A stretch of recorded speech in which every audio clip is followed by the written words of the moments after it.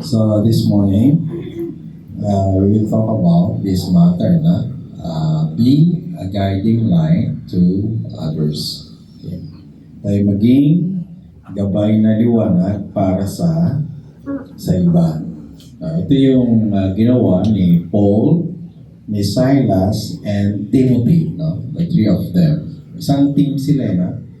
Sila yung prominent doon sa team. Meron pa silang ibang kasama dyan. Kasama nila si Luke, kasama nila yung mag-asawa, no? Si Priscilla and Aquila, at iba pa. Pero yung prominent, yung talagang umiikot at nagmi-mission na magkakasama, si Paul, Silas, and Timothy. No? At alam nila na to have or to set a good example can inspire, transform, and empower others to become stronger and more fruitful followers of Jesus. No? Alam nila yon na hindi lang sa pamagitan ng salita, kundi maging sa gawa. Can you say amen to that? Hindi lang sa salita. Bawa, si Pastor Ferdy, kung magaling lang mag-preach and hindi maganda ang kanyang buhay, walang maniniwala, no? That's nothing. Hindi siya, walang sense, di ba? Walang sense. So, we need to walk our talk, ika nga. Kaya sabi dyan, tingnan niyo yung poster dyan. You can teach better with your example than by your words. Do you agree with that? Sabi sa Thessalonians, 2 Thessalonians chapter 1 verse 1. Itong sulat na ito, hindi lang si Pablo ang sumulat, kundi tatlo sila nagsama-samang mag-compose ng letter na ito to the Thessalonian church. And let's read together nga po, 2 Thessalonians 1:1. Mula kay Pablo, kasama sina Silas at Timoteo, mahal kong mga kapatid, sa iglesia dyan sa Thessalonica na nasa Diyos na ating Ama at sa Panginoong Heso Kristo. No? Silang tatlo. No? Three of them wrote the letter. No? Mayroong purpose. Bakit tatlo? Bakit hindi si Pablo na lang ang sumulat or si Silas na lang or si Timothy lang ang sumulat? Bakit kailangan pang tatlo sila? And why Paul mentioned also, no, Silas and Timothy nakasama niya doon sa pagsulat? Kasi their goal in writing 2 Thessalonians, no, was to counter the life of laziness of the false teachers. No? Yung lifestyle kasi ng false teachers doon sa Thessalonica ay mga tamad, no? Mga hayahay lang ang buhay. Okay? Pa-relax lang ang buhay. Okay? Na nagkaroon ng masamang impluensya sa ibang mga mananampalataya. So yun ang gustong sagipin ng tatlo, na impluensyahan na yung mga miyembro sa Thessalonica, no? Dahil naghayahay na rin yung mga miyembro. Okay?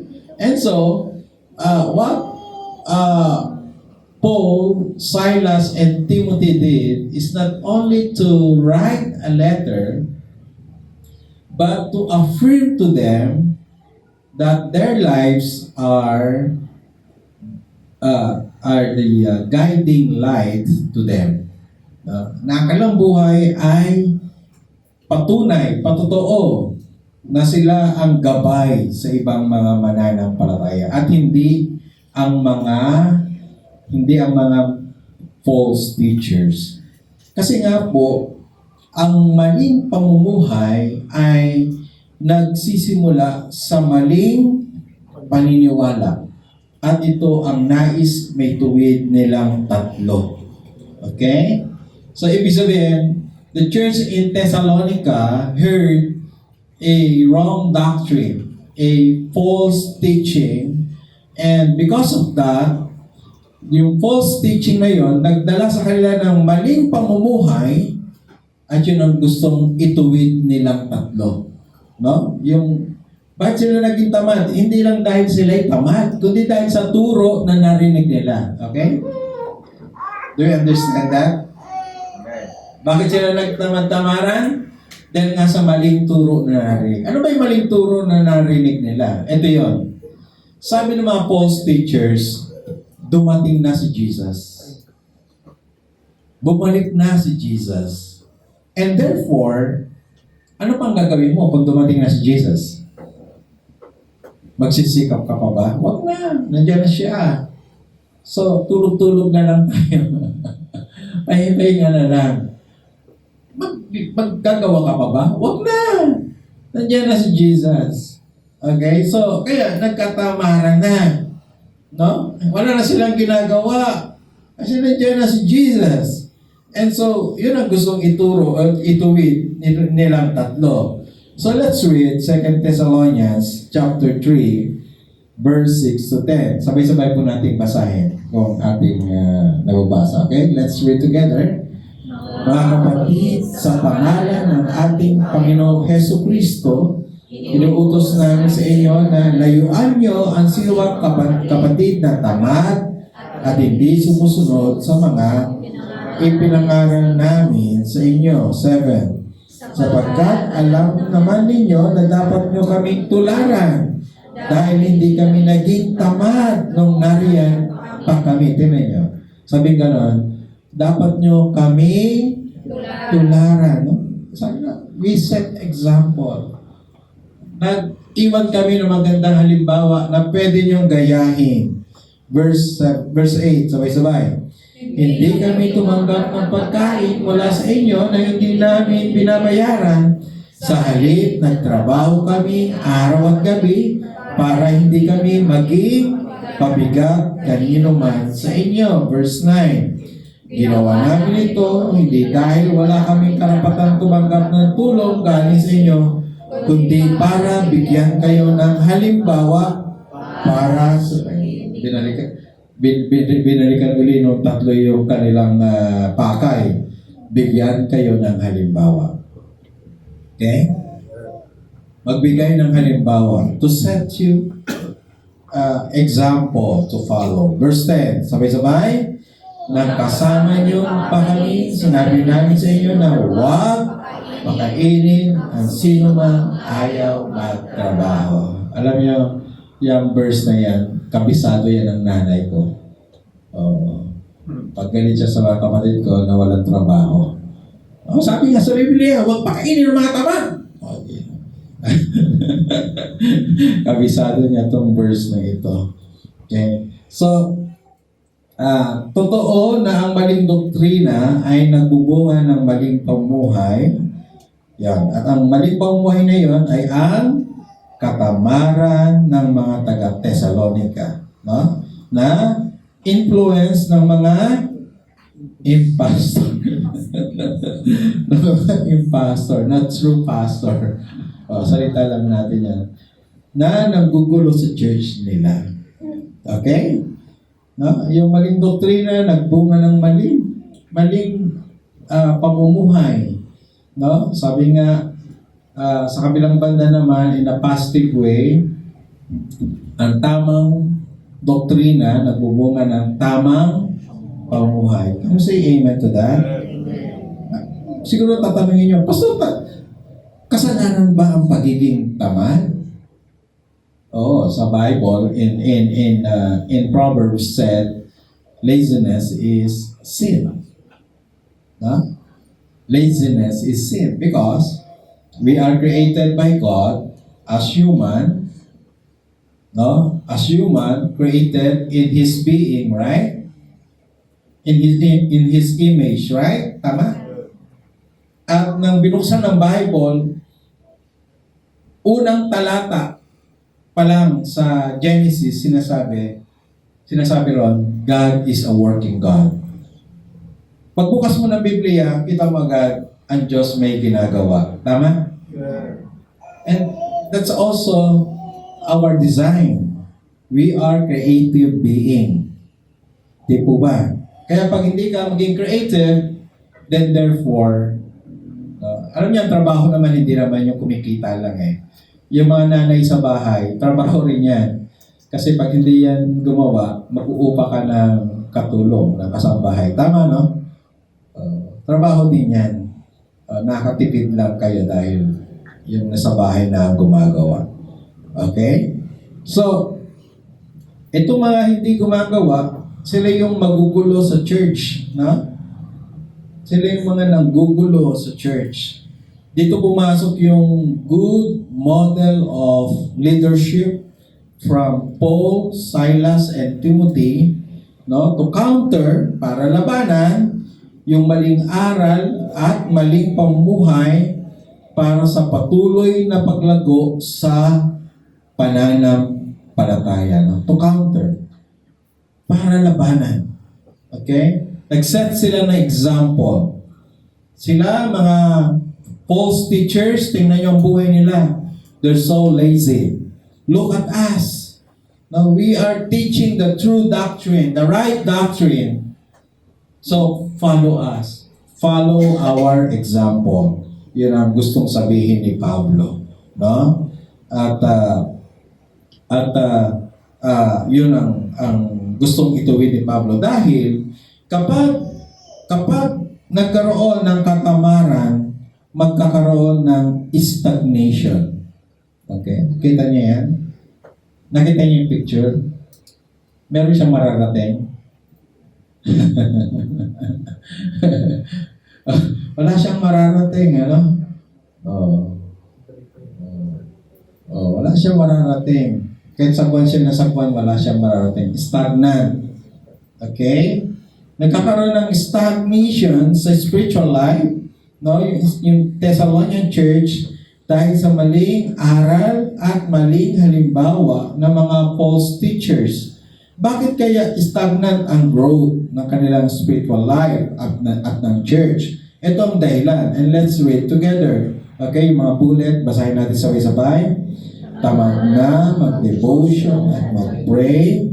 Tamad na mag-aral ng salita ng Diyos. Tamad na dumalo sa pagtitipon. Tamad na mag-share ng gospel. Tamad na sumama sa paghayo. Tamad na tulungan ang mga mahihina pa at marami pa. Na? Kapag naghari ang katamaran, hihinto sa paglago sa pananampalataya.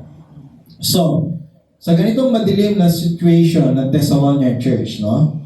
Si Paul, Silas, and Timothy serve as light, no? Guiding light to the Thessalonian Church.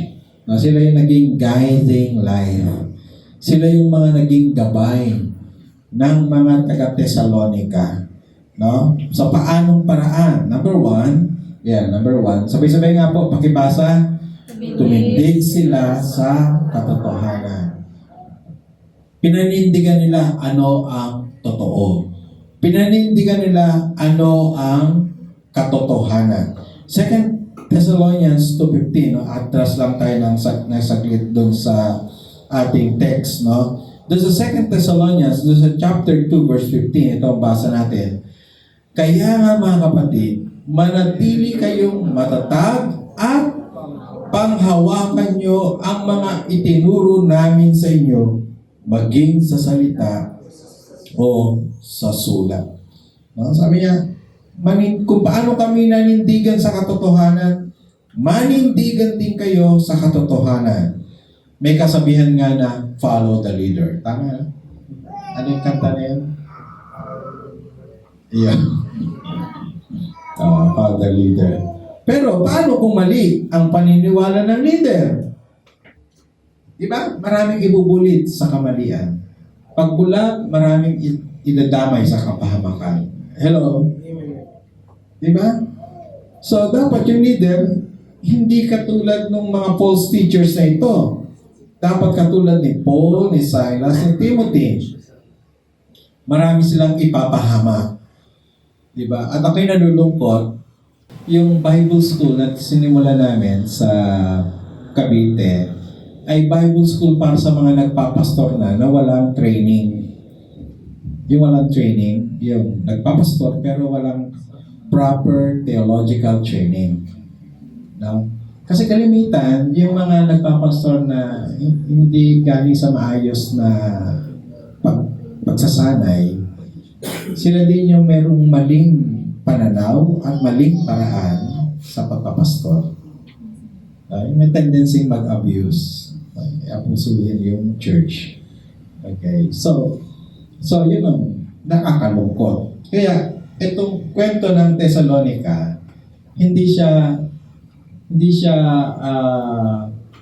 kumbaga luma na. Kahit ngayon, totoo rin. Nangyayari pa rin. May mga abuse. Yung may mga abuse of authority. Ginagamit yung kanilang title, ginagamit yung kanilang position para sa kanilang personal interest. Okay? So, nakakalungkot pa gano'n.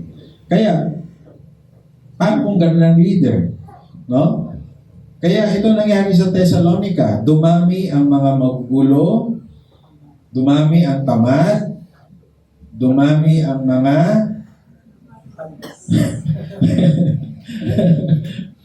dumami ang mga marites. Di ba? Alam niyo yung mga walang trabaho? Alam niyo yung mga businessman pag nag-usap-usap, ang pinag-uusapan paano paunlarin ang business. Pero yung mga walang trabaho pag nag-usap, buhay ng iba. Di ba? Dumami. Dahil maling leader at guro ang sinundan nila. 2 Thessalonians chapter 3 verse 11. And let's read together again. Sige, samahan niyo ako. Binabanggit namin ito dahil nabalitaan namin na ilan sa inyo ay tamad, ayaw magtrabaho at walang ginagawa kundi makialam sa buhay ng iba. Sabi mo sa katabi mo, buti hindi ka ganon. Verse 12. Verse 12. Sabay-sabay. Kaya sa pangalan ng Panginoong Hesukristo, mahigpit namin inutusan ang mga tao ito na maghanap buhay at huwag makialam sa buhay ng iba. Actually, sa panahon natin ngayon, hindi ka lang utusan magtrabaho. Inuutusan ka, magdagdag ka ng income. Sa hirap ng buhay ngayon. Diba?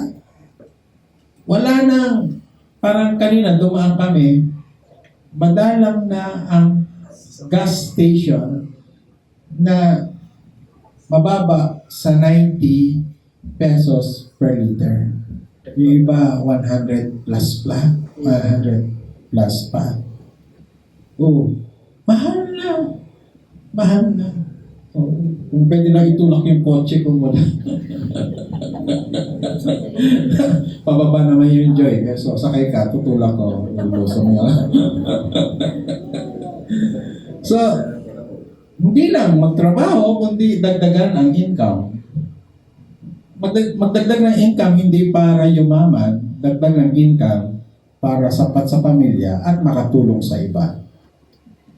Can we say amen to that? Amen. Di po ba? Kaya kung bad example, pinakita ng mga false teachers, no? Silang tatlo naman ay nag-iwan ng good example sa mga church members sa Thessalonica. Sila may nagbigay ng tamang halimbawa. Pangalawa, hindi lang sila tumindig. No? Kasi pag masipag, hindi lang nakatayo eh. Maraming tayuman.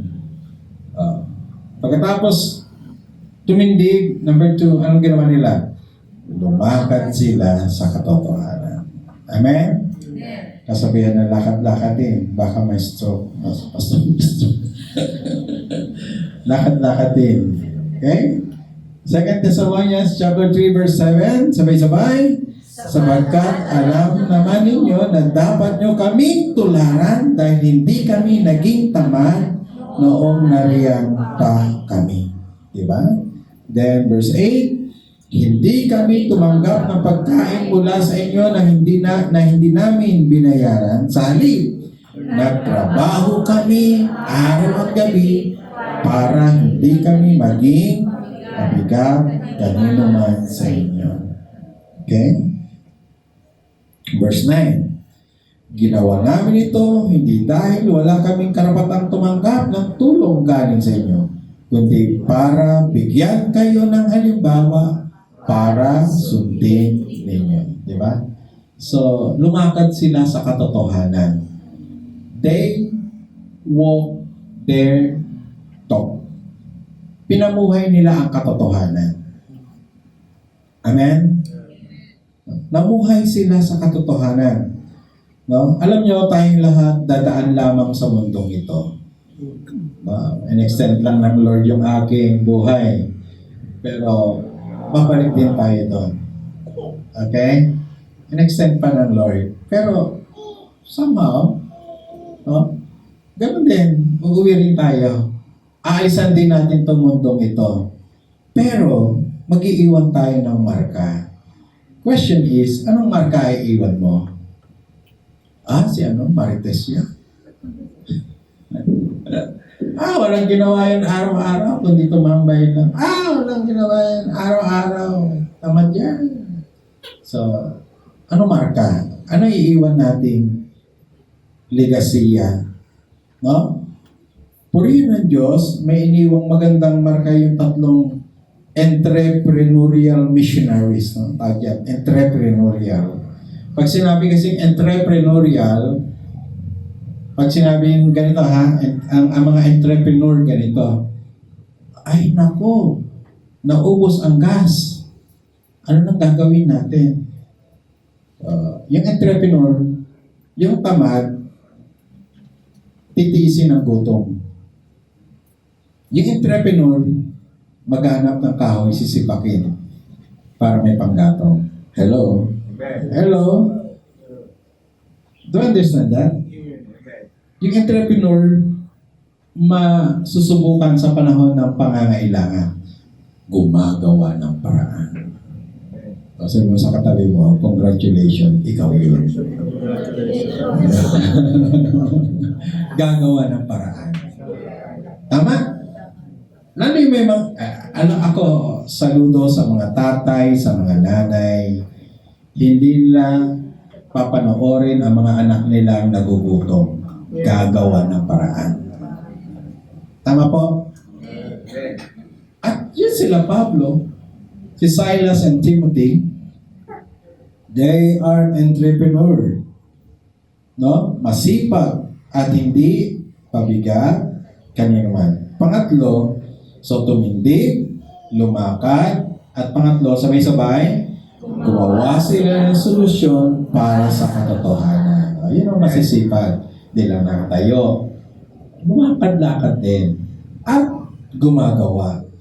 Gumawa sila ng solusyon. 2 Thessalonians 3:6. Sabay-sabay po tayo.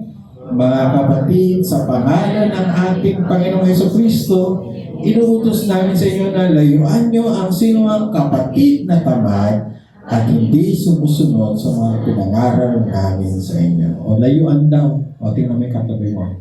Lalayuan mo ba?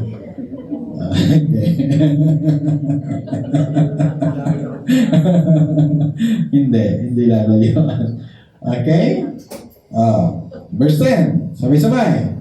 Nang nandiyan pa kami, inuutos namin to. Ang ayaw magtrabaho, huwag kumain. Okay. Sa isang salin, yung ASND, kasi kanina Pinoy version. Ito naman ang salita ng Diyos. Nang kasama niyo pa kami, sinabi namin sa inyo na huwag pakainin ang sino mang ayaw magtrabaho. Of course, yung mga retired natin, hindi natin forced to work pa. Nagtrabaho na sila ng mahabang panahon. Binuhay na kayo. Kayo naman bumuhay sa kanila. Okay? Verse 14, sabay-sabay. Kung mayroon mang ayaw sumunod sa mga sinabi namin sa sulat na ito, tandaan nyo kung sino siya at iwasan para mapahiya siya. Layuan, iwasan. Sige, tingnan mo lang katabi mo. Lalayuan mo ba yan? Actually, yung tatlong utos na yon, no? Yung layuan, huwag pakainin, at iwasan ay pare-parehas lang. Same. Next slide, Diba? Pare-parehas lang. No? Pare-pareho yan. Yung utos ni Pablo na layuan, huwag pakainin at iwasan ay pare-pareho lamang. Ito ang solusyon nila para maingatan ng church sa Thessalonica. Bakit pare-parehas? Pastor, yung paglayo ba at yung magpakainin parehas? Yung pag-iwas at huwag pakainin parehas? Kasi ang church noon, meron tinatawag na eating fellowship. Common yan sa church noon. Eating. Kumakain talaga. Diba, nagtipon na ganito, babahan ng pagkain, kakainan, mag-fellowship habang kumakain. Siyempre, habang nagkakainin, nagkakwentuhan. Sabi ni Paul, naku, pagkasama yan sa kainan, naku, unang-una, hindi yan maghuhugas ng plato. Hindi yan magliligpit. Pero bukod doon, ito yung mabigat na dahilan. Ang dahilan, makakahawa pa yan sa iba. Diba? Contagious. Hindi lang TV ang contagious, pati katamaran contagious. Kaya iwasan, kasi nakahawa eh. Diba? Iiwasan mo talaga. Okay? Bakit? Yan, katamaran ay contagious. Parang sakit na nakahawa. Ngunit, ang kasipagan ay nakakahawa din sa iba. Isa malakas sa amen. Amen. Diba? Kung katamaran nakakahawa, yung kasipagan nakakahawa rin yan. Pangalawa, ang katamaran ay may dulot na stress at burden sa iba, lalo na sa mga nakapaligid sa kanya. Diba? Ganun yan eh.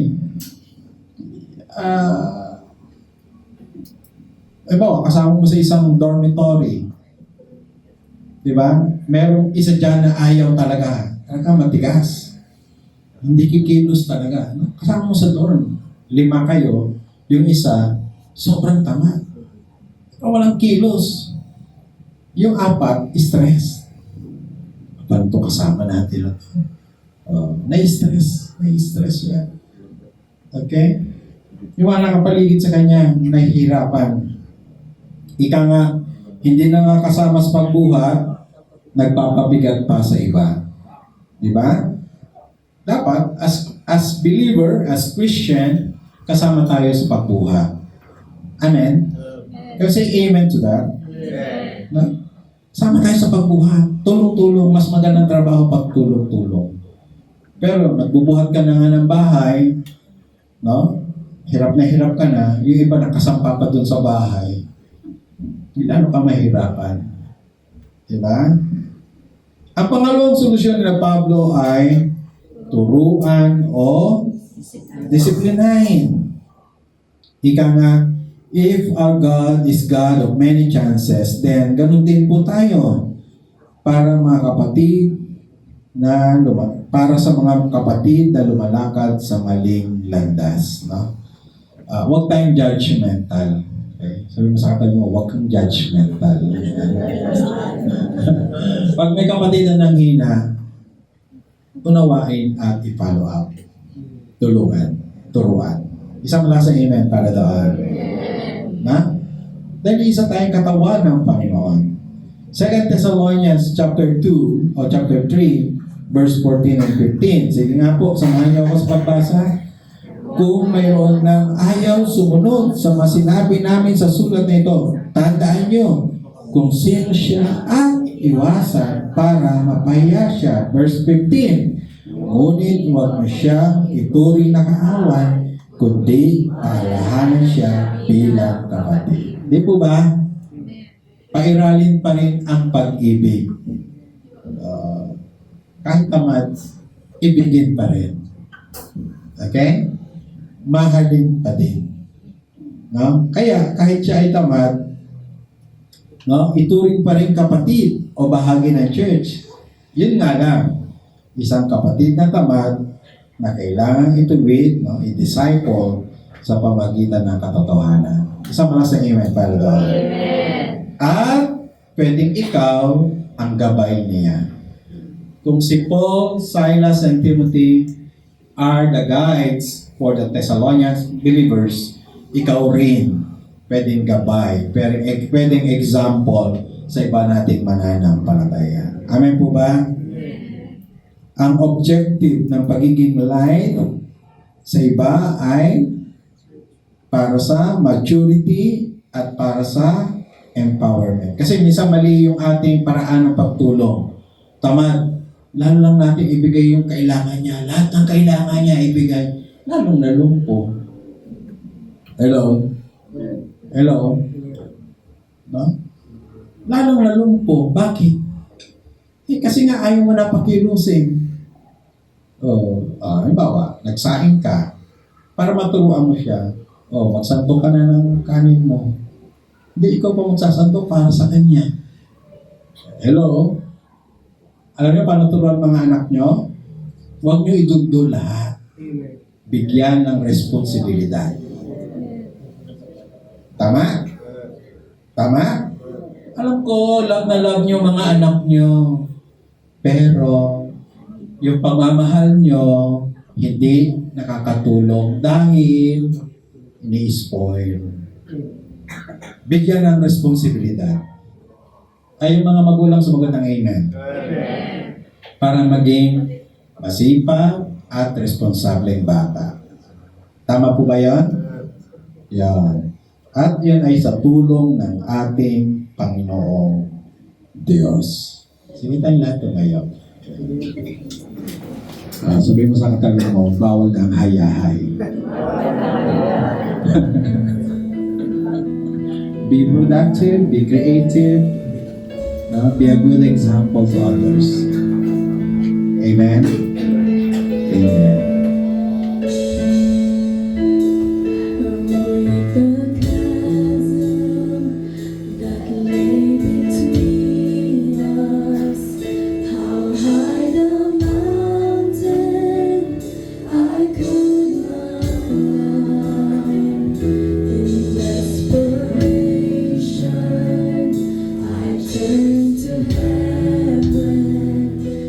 Spoke your name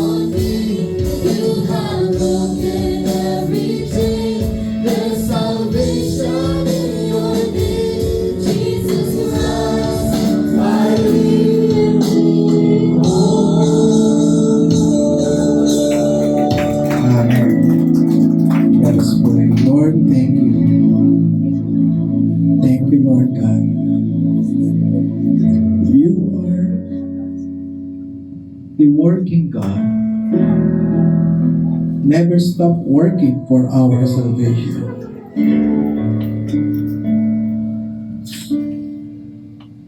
Iniwan ang langit, punta sa lupa, namuhay katulad namin. Namuhay na isang simpleng karpintero.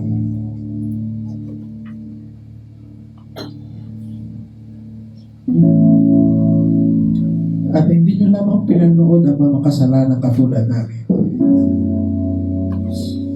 Gumawa kayo, Panginoon. Gumawa kayo para sa aming kaligtasan. Salamat po. Binuhat niyo ang krus. Pinasan niyo ang krus. At yung krus na yung pinasan, krus din kung saan kayo pinako. Maraming salamat po. Salamat sa pagliligtas. Salamat sa kasapatan ng kaligtasang inyong ginawa. Sa pagkakataon ito, Panginoon, ang iyong mga anak, mamuhay din katulad ninyo. Kung kayo'y namuhay sa liwanag, namuhay sa katotohanan, kami rin po, Panginoon, tulungan niyo lumakad, mamuhay, gumawa sa katotohanan.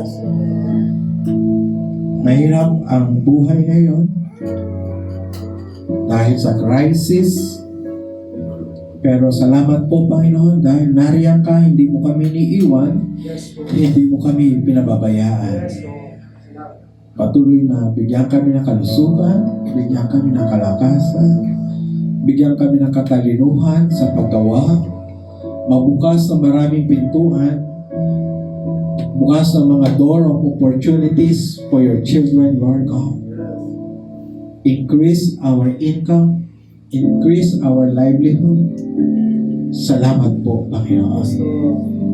Not to hoard wealth, but to become blessing to many.